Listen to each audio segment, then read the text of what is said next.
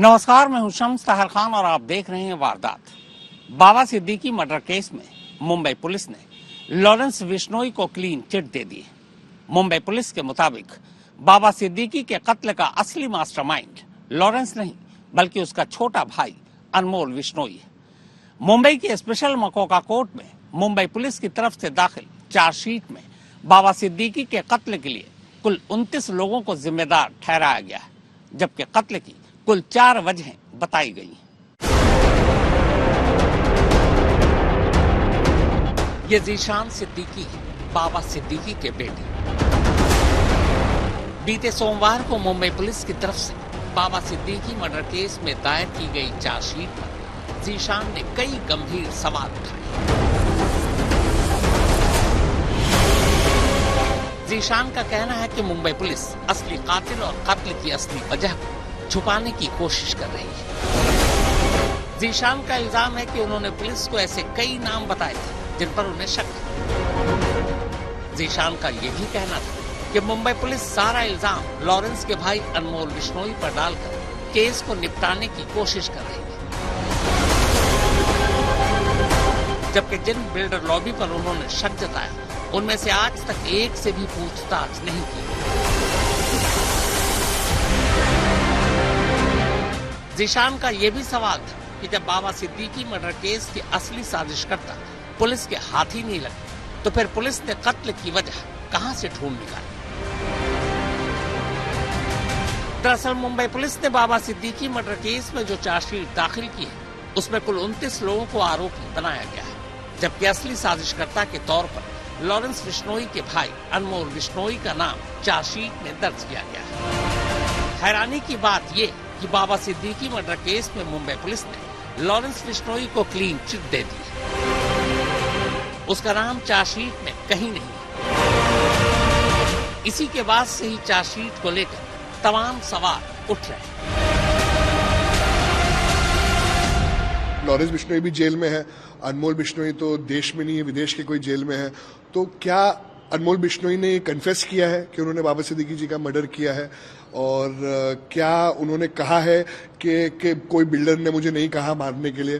क्या उसकी इंटरोगेशन हुई है अनमोल बिश्नोई की या कोई भी बिश्नोई की, लॉरेंस बिश्नोई की, अनमोल बिश्नोई की? क्या इंटरोगेशन किसी की हुई है?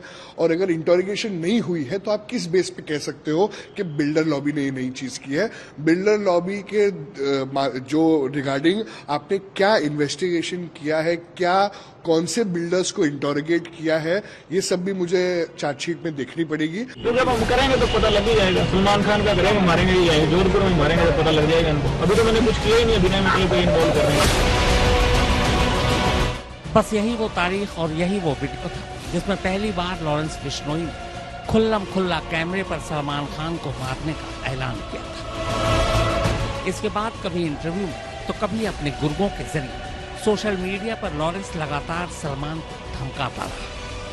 मगर कमाल देखिए कि सलमान खान के बेहद करीबी दोस्त और पूर्व मंत्री बाबा सिद्दीकी के कत्ल के मामले में मुंबई पुलिस ने 4,590 पन्नों की जो चार्जशीट दाखिल की, उस चार्जशीट में सलमान खान को मारने वाला लॉरेंस का ये डायलॉग तो है, मगर लॉरेंस का कहीं नाम नहीं। बाबा सिद्दीकी के कत्ल और कत्ल की साजिश रचने के लिए जिन 29 लोगों को जिम्मेदार ठहराया गया है उनमें लॉरेंस का नाम गायब है। यानी मुंबई पुलिस ने बाबा सिद्दीकी के कत्ल के मामले में लॉरेंस बिश्नोई को क्लीन चिट दे दी, जबकि असली साजिशकर्ता के तौर पर लॉरेंस के छोटे भाई अनमोल बिश्नोई को मुख्य आरोपी बनाया है। यानी मुंबई पुलिस की चार्जशीट के हिसाब से अनमोल बिश्नोई ने बिना लॉरेंस से इजाजत लिए बाबा सिद्दीकी का कत्ल करवा दिया। क्या ये बात किसी के गले उतर सकती है? क्या बाबा सिद्दीकी जैसे बड़े टारगेट को बिना लॉरेंस की इजाजत या मर्जी की उसका गैंग ठिकाने लगा सकता है? अगर सच में ऐसा ही हुआ है तो क्या इसका ये मतलब निकाला जाए कि लॉरेंस गैंग में 2 फाड़ हो चुका है? लॉरेंस गैंग अलग चला रहा है और उसका छोटा भाई अनमोल बिश्नोई अपना गैंग अलग। बाबा सिद्दीकी मर्डर केस में लॉरेंस को क्लीन चिट देने के अलावा मुंबई पुलिस की क्राइम ब्रांच की तरफ से सोमवार को स्पेशल मकोका कोर्ट में दाखिल चार्जशीट में बाबा सिद्दीकी के कत्ल की वजह को लेकर भी कई सवाल उठते हैं। पर पहले मुंबई पुलिस की चार्जशीट की जुबान बाबा सिद्दीकी के कत्ल की कहानी सुन लेते हैं। उठते सवाल उसके बाद उठाएंगे। मुंबई पुलिस के मुताबिक बाबा सिद्दीकी के कत्ल की 4 वजह थी। पहली, बीते साल 14 अप्रैल को सलमान के घर गैलेक्सी अपार्टमेंट पर शूटआउट की प्लानिंग नाकामी।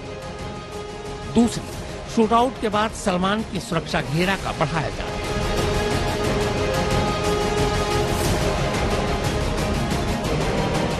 तीसरी, बाबा सिद्दीकी की सलमान से दोस्ती। और चौथी, बाबा सिद्दीकी की कथित तौर पर दाऊद इब्राहिम से नजदीक। मुंबई पुलिस के मुताबिक बीते साल 14 अप्रैल को सलमान के घर पर जो गोलियां चलाई गई थी, तब लॉरेंस गैंग का प्लान ये था कि गैलेक्सी अपार्टमेंट पर कुल 50 राउंड गोलियां दागे। शूटर गोली चलाते वक्त अपने हेलमेट उतार दे और गोली चलाने के दौरान बाइक की रफ्तार बेहद कम हो। मगर हुआ ये कि शूटर सलमान के घर के बाहर सिर्फ 5 राउंड ही गोली चला सके। बाइक की रफ्तार भी कम नहीं थी और बाद में शूटर बड़ी आसानी से सीसीटीवी कैमरों की मदद से पकड़ भी ली गई।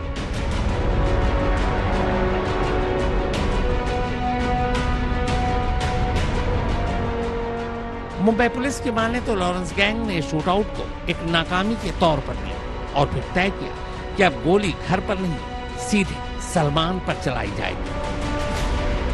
अब प्लान सलमान को मारने का था, इसके लिए बाकायदा रेकी जारी थी।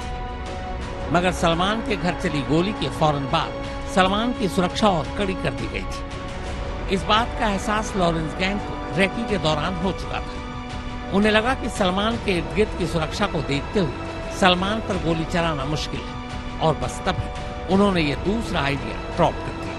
पर गैंग हार मानना नहीं चाहता था।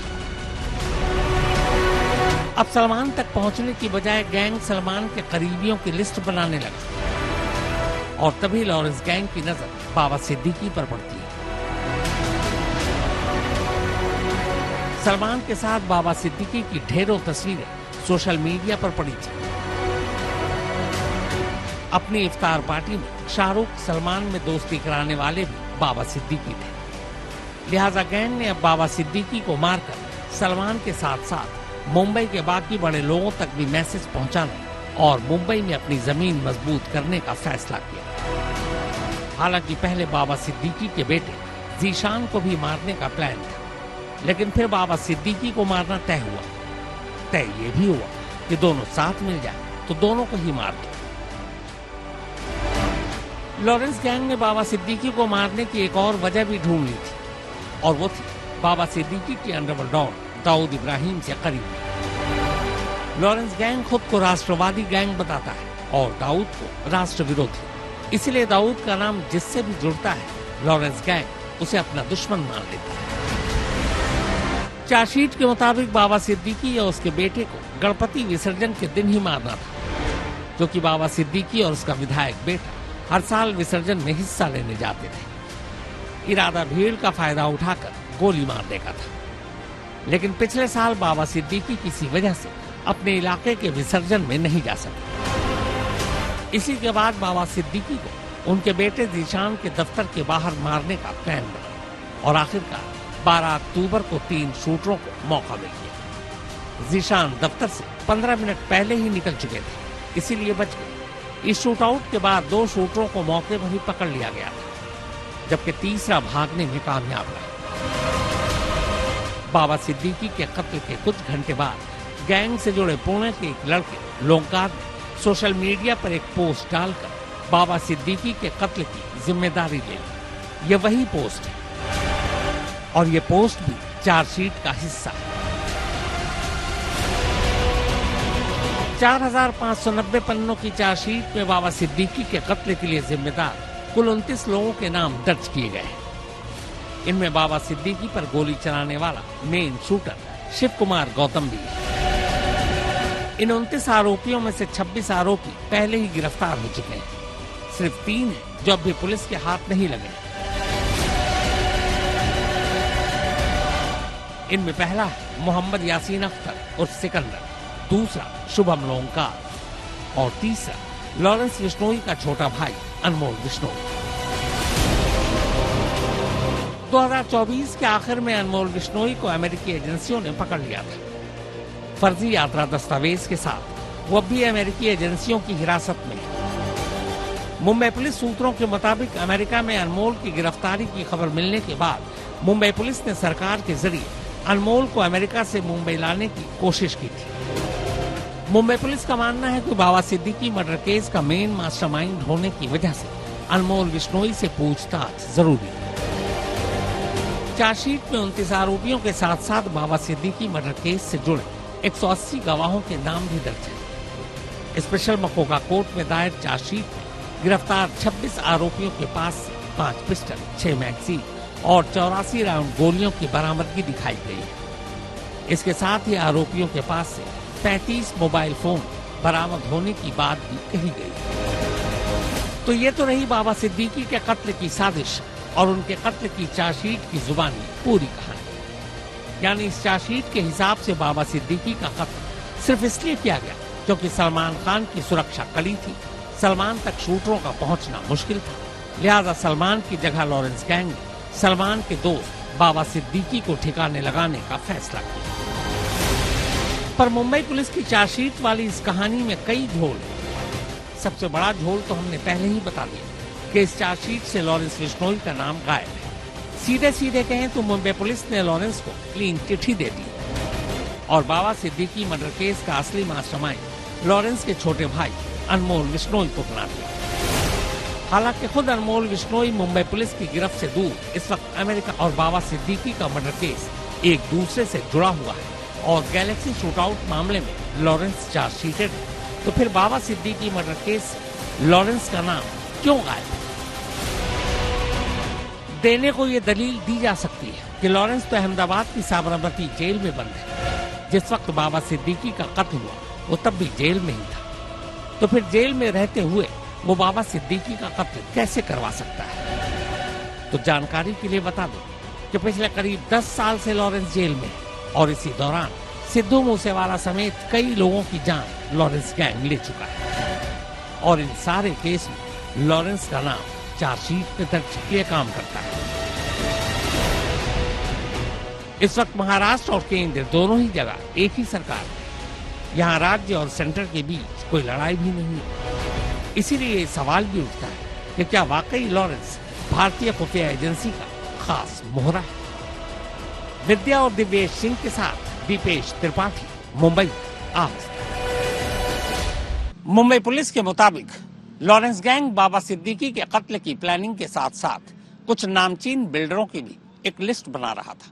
चार्जशीट में कहा गया है कि लॉरेंस गैंग मुंबई अंडरवर्ल्ड में अपनी पैठ बनाना चाहता है और इसीलिए वो बाबा सिद्दीकी के साथ साथ कुछ और लोगों को टारगेट पर लेना चाहता था। मुंबई में 93 के सीरियल धमाके के बाद अंडरवर्ल्ड भी 2 हिस्सों में बंट चुका था। एक राष्ट्रभक्त अंडरवर्ल्ड और दूसरा राष्ट्र विरोधी अंडरवर्ल्ड। और इसी के साथ अंडरवर्ल्ड में हिंदू मुस्लिम को लेकर भी बंटवारा हो गया। छोटा राजन ने खुद को राष्ट्रभक्त और हिंदू डॉन घोषित कर दिया, जबकि 93 के ब्लास्ट के बाद दाऊद को राष्ट्र विरोधी डॉन। 2000 की शुरुआत से शुरू हुआ यह सिलसिला छोटा राजन और दाऊद से होते हुए अब लॉरेंस बिश्नोई गैंग तक पहुंच चुका है। लॉरेंस गैंग की तरफ से सोशल मीडिया पर जब भी कोई पोस्ट डाला जाता है उसमें जय श्री राम और जय भारत जैसे शब्दों का इस्तेमाल खास इसी मकसद से किया जाता है।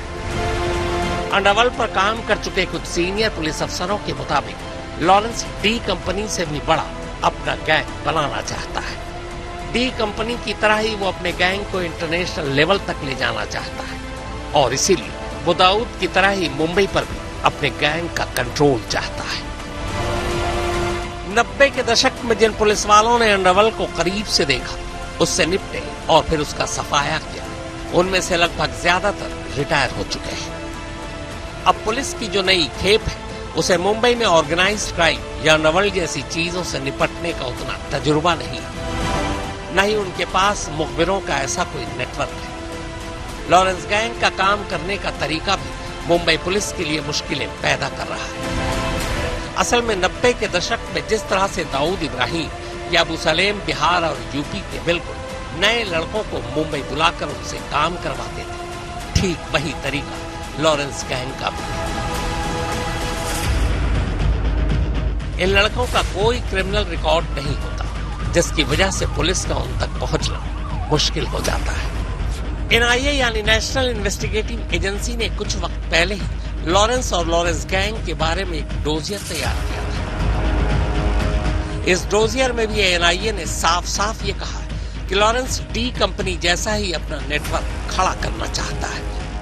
एनआईए की डोजियर के हिसाब से 10 साल पहले तक लॉरेंस का गैंग सिर्फ पंजाब तक ही सीमित था, लेकिन अब हरियाणा, दिल्ली, राजस्थान, यूपी, झारखंड, महाराष्ट्र और पश्चिम बंगाल तक छोटे बड़े गैंग के साथ मिलकर यह अपना गैंग खड़ा कर रहा है। सिर्फ देश ही नहीं बल्कि देश के बाहर 6 और देशों में लॉरेंस गैंग एक्टिव है।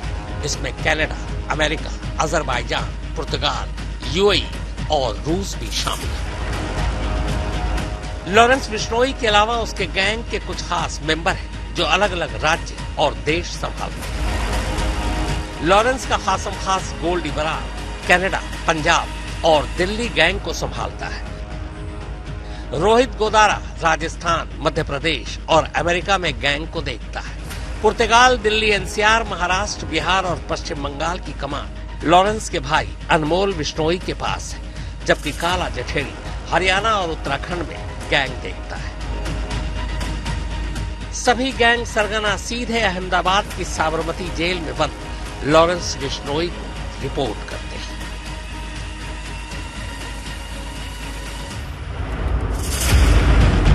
एनआईए के डोजियर के मुताबिक लॉरेंस गैंग में इस वक्त 700 से ज्यादा शूटर हैं, जिनमें से सबसे ज्यादा 300 शूटर्स अकेले पंजाब से हैं।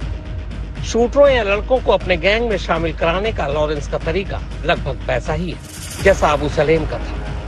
अपने दुश्मनों को धमकाने या उन्हें ठिकाने लगाने के लिए वो कभी अपने गैंग के खास मेंबर का इस्तेमाल नहीं करता, बल्कि नौजवान लड़कों को जिनका क्रिमिनल रिकॉर्ड नहीं होता उन्हें ही कुछ पैसे देकर उनसे अपना काम निकलवा देता। दिव्येश सिंह, दीपेश त्रिपाठी और मनीषा झा के साथ चिराग गोठी, आज तक। तो वारदात में फिलहाल इतना ही, मगर देश और दुनिया की बाकी खबरों के लिए आप देखते रहिए आज तक। गर्मियों की छुट्टी होने वाली थी, मेरे पापा आने वाले थे, तो हम लोग सभी खुश थे। तो मैं एक बेड पे चढ़ के डांस कर रहा था, लेकिन वो पहले ही आ गए। फ्रीज। तो मैं उस समय तो कंटिन्यू नहीं कर सकता था, तो फ्रीज फ्रेम टाइप का हो गया। कसम पैदा कर